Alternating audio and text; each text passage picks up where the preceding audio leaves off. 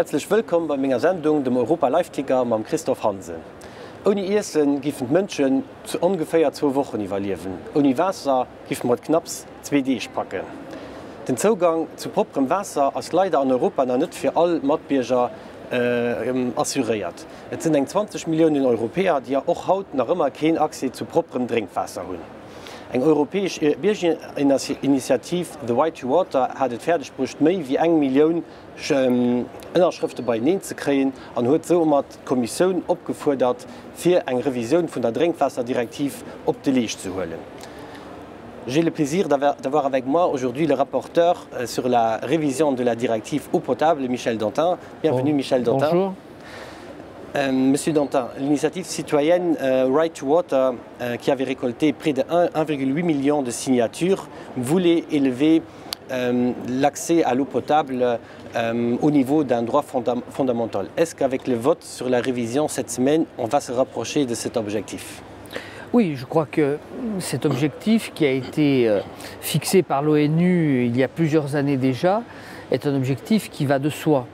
Là où on peut avoir des divergences d'appréciation, c'est l'Europe doit-elle elle-même fixer la manière dont ce droit à l'eau est mis en œuvre ou laisser à chaque État membre, au titre de la subsidiarité, le soin de mettre en œuvre la mesure en fonction de ses propres contingences.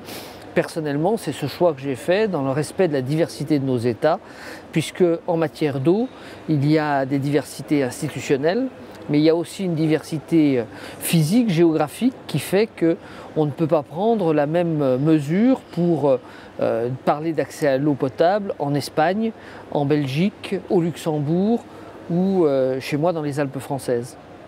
Ouais, effectivement, on a vécu cette année-ci une année particulièrement sèche, ce qui nous a démontré aussi au Luxembourg qu'effectivement l'accès à l'eau, surtout pour les agriculteurs aussi, peut poser un problème.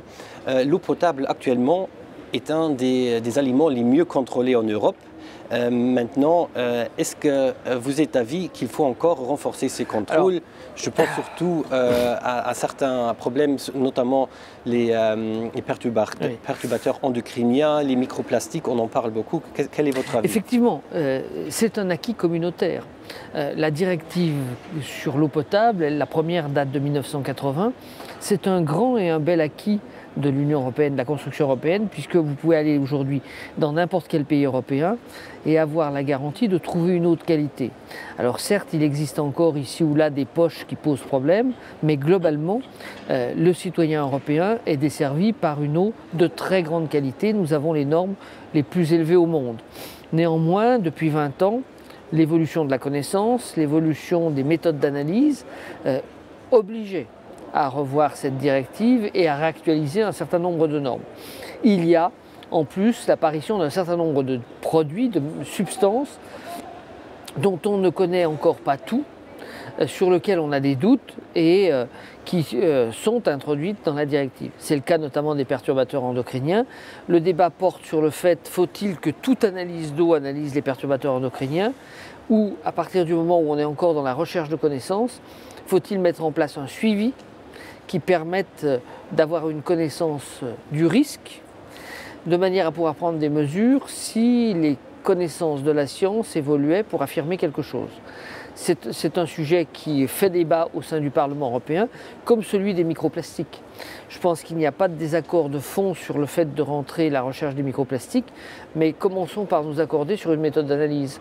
Aujourd'hui, il n'y a pas de méthode d'analyse normalisée des microplastiques, ce qui veut dire que les chiffres qui sortent ne veulent rien dire, les comparaisons ne veulent rien dire parce que pas fait avec les mêmes méthodes. Justement, cette semaine, on va aussi voter sur la réduction des plastiques à usage unique, qui sont notamment une grande source de pollution de nos eaux marines, mais aussi de nos eaux sur le territoire.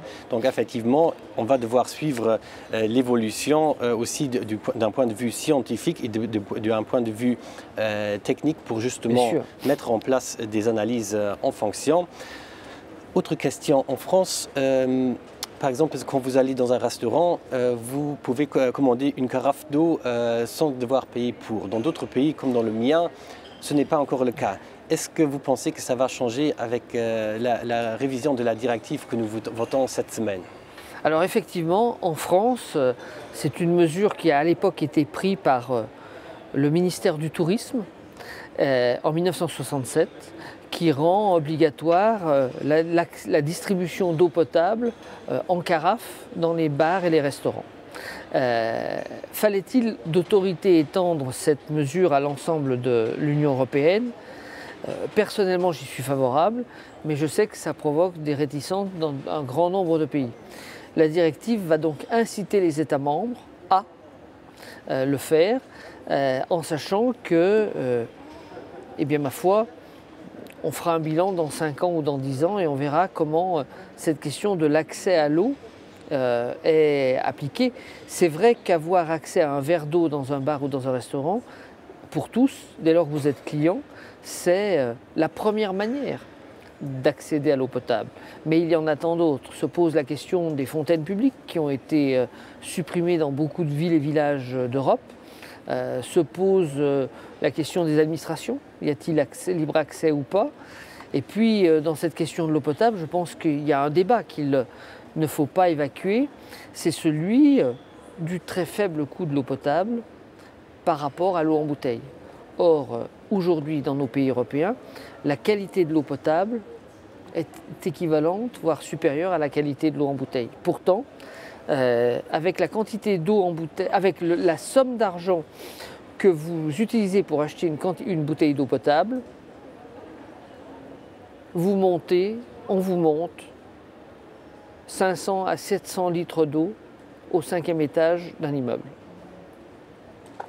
Puisque c'est ça, un litre d'eau potable, un litre d'eau livré au robinet, son coût en gros varie en Europe autour de 2 € les 2,50 € les 1000 litres.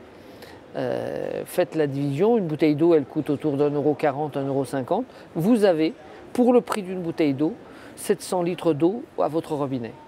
Effectivement, et à part ça, il y a aussi le coût environnemental. Beaucoup de bouteilles d'eau sont des bouteilles en plastique, on vient d'en parler, effectivement. Il y a effectivement la question des déchets que produit la consommation d'eau en bouteille. Ça ne veut pas dire que quand vous êtes en voiture, quand vous êtes en camping, en randonnée, etc., vous n'avez pas besoin d'avoir des bouteilles d'eau. Mais vous pouvez, avec de l'eau du robinet, avoir quelque chose de très équivalent et pour beaucoup moins cher. Ouais. Effectivement, on a dit que l'eau, c'est un des aliments les mieux contrôlés en Europe. Vous savez, la bataille pour la qualité de l'eau, c'est d'abord une mesure de santé publique. C'est parce que nous avons réussi en Europe à améliorer de manière plus significative la qualité de l'eau distribuée au robinet que l'on a fait diminuer un certain nombre de maladies et que la population n'est plus craintive de son eau. Pendant toute une partie de notre histoire, c'est l'eau qui a été le principal véhicule des maladies. Mais ce qu'on a réussi à changer drastiquement, bien sûr. Et effectivement, l'eau que nous... combat pour l'eau potable, c'est d'abord un combat de santé publique. Tout à fait. Merci beaucoup, Michel Dantin, Merci. pour ces informations. Wie ihr seht, liebe Nullaustra, wir unterstützen den Progress für die Wasserqualität in Europa erstens zu assurieren, zweitens zu verbessern, drittens als auch dem Progress scientifique anzupassen, für gucken, für andere Problematiken mit an Bord zu holen. Wir wollen dafür sorgen, dass ihr Wasserqualität Wasser auch daheim könnt vom Grund trinken, das bei uns glücklicherweise nach der Fall. Wir gucken, dass das doch in Zukunft weiter so ist. Das ist sicherlich nicht die letzte Revision von dieser Direktive, die wird kommen. Wir werden noch Updaten an die nächsten Jahr kommen. Wir werden nicht Laufenden halten. Österreich auf jeden Fall vielmals merci für die Nullausstrahlung. Bis geschehen beim Europa Live-Ticker mit Christoph Hansen.